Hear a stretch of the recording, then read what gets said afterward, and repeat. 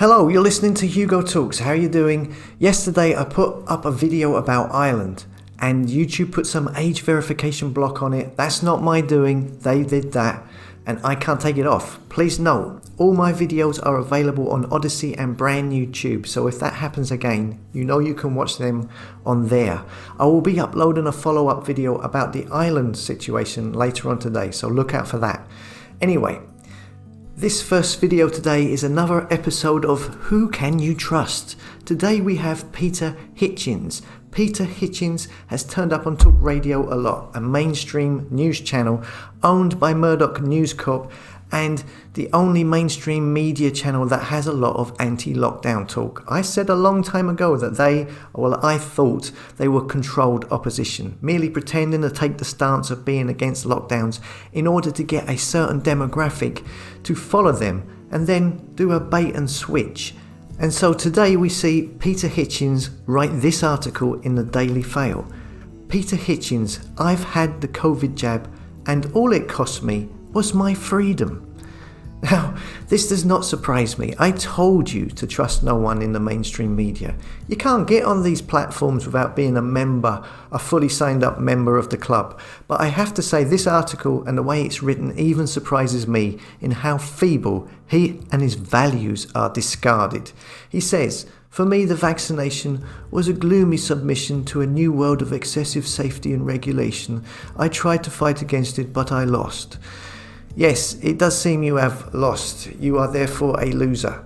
Now, if you want to go and get the jab, right, that's up to you, okay? But if you're a journalist like Peter Hitchens, who has been constantly writing articles about lockdown and vaccine passports and how these are evils that are going to destroy people's freedom and how it should be fought against at all costs, blah, blah, blah, and doing this constantly for months and months, obviously now pretending to speak for the people, and then you write an article claiming that you've now taken it, but you did it under duress and you didn't want to, and you still don't agree with it, and you've given into the new controlled world, he says.